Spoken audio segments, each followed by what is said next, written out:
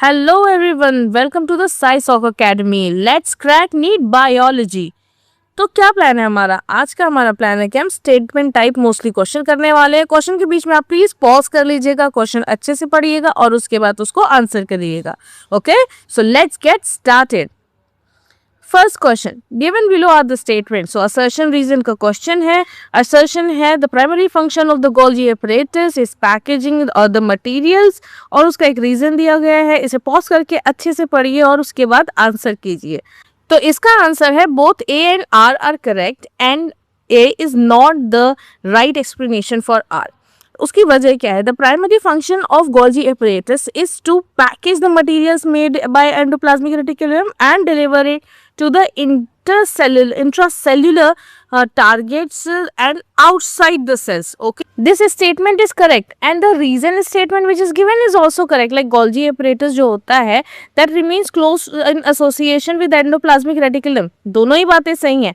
But here the assertion and reason both are correct, but the reason is not correctly explaining the assertion. इसलिए हम इसको answer का नहीं मानेंगे, यानी कि ये रीजन जो है वो असर्शन को अच्छे से प्रूव नहीं करता है. इसको अच्छे से रीड कर लीजिएगा. चलिए अब नेक्स्ट क्वेश्चन की तरफ चलते हैं. From the statements given below, choose the correct option. The eukaryotic ribosomes are 80S and prokaryotic ribosomes are 70S.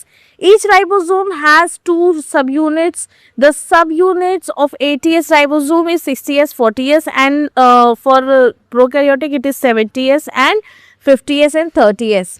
C, D और ई इस तरह से आपको 5 स्टेटमेंट दी गए हैं. आपको इसमें से करेक्ट स्टेटमेंट्स एक नहीं है इसका आंसर, इसके कम से कम 2-3 और जितने भी इसके स्टेटमेंट्स हैं वो आपको करेक्ट स्टेटमेंट चुनने और फिर ऑप्शन को मार्क करना है. तो इसे ध्यान से कीजिए and then the answer is A, B, C are true. So that means the third option. Because the eukaryotic ribosomes are 80S and prokaryotic ribosomes are 70S. Each ribosome has 2 subunits. ये भी बिल्कुल सही बात है.